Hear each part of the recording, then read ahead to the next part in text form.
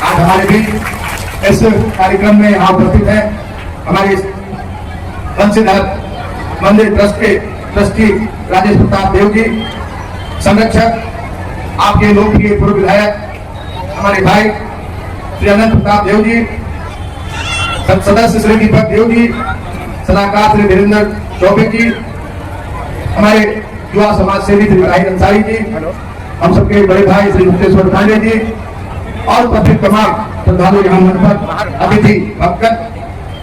आज बहुत भाषण नहीं देना है, आज सभी लोग भक्ति भाव से विभोर है, भक्ति भाव में लीन है और अभी मैंने पहले ही कहा कि रासलीला का आनंद ले रहे हैं और रासलीला भी श्रीमद् भागवत को कई तो संदेश ही संदेश चुका है। भगवान श्री कृष्ण का उपदेश हर श्लोक में, हर छंद में भगवान श्री कृष्ण के उपदेश हमें जानने सुनने को, अपने अंदर आत्मसात करने को मिलते हैं।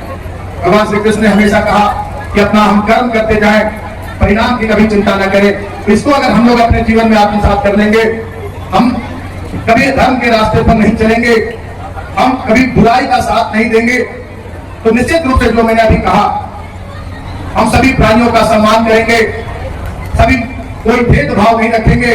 आज देखिए कितना एक कहे कि संयोग कि आज हमारे हिंदू धर्म में, सनातन धर्म के लोग कृष्ण जन्माष्टमी का पर्व मना रहे हैं श्रद्धा से, भक्ति भाव से, और हमारे मुस्लिम धर्म के लोग भी चहलुम का त्योहार मना रहे हैं। चहलुम भी हमें वही संदेश देता है।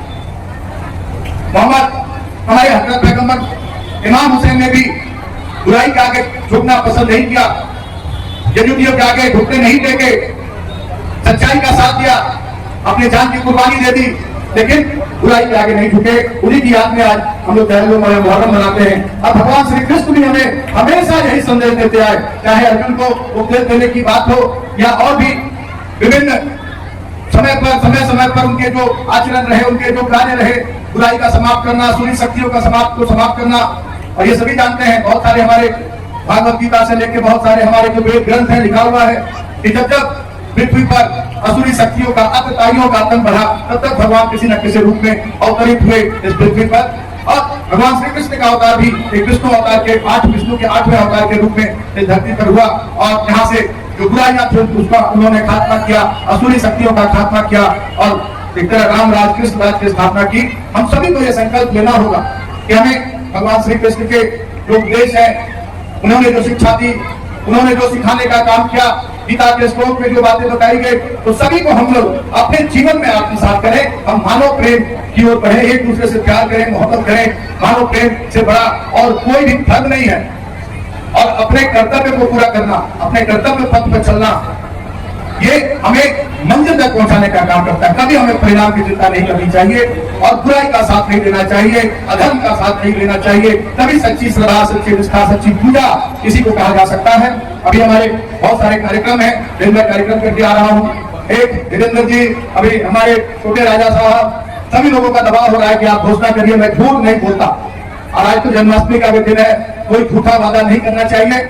मैं प्रयासरत हूँ। अभी मैं बाबा धाम गया था, वहां तो कोई हमें बोलने वाला नहीं था, वहां कोई कान में नहीं बोल रहा था कि कॉरिडोर की घोषणा करिए, कॉरिडोर की घोषणा करिए।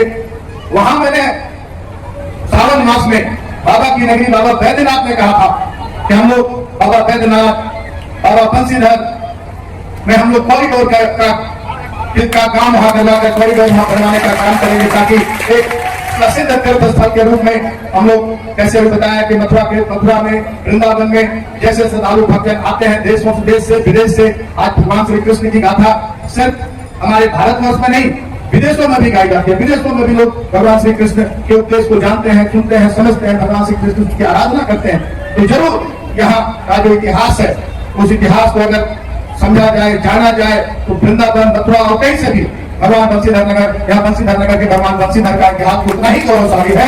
हम निश्चित रूप से आप सभी को हम आश्वस्त करते हैं, आश्वासन देते हैं कि आपके माननीय मुख्यमंत्री जिन्होंने राजकीय महोत्सव की घोषणा की, बंसीधर महोत्सव को राजकीय महोत्सव का दर्जा दिया, अगर भगवान बंसीधर की इच्छा हुई, उनकी कृपा हुई, तो निश्चित रूप से यहाँ कॉरिडोर बनेगा।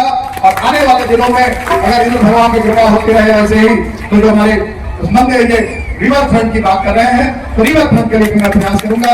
यही करके मैं अपनी बातों को यही समाप्त करता हूं। जय बाबा बंसीधर। आप सभी लोगों को फिर से एक बार बहुत बहुत शुभकामनाएं, बधाई, सबको प्रणाम।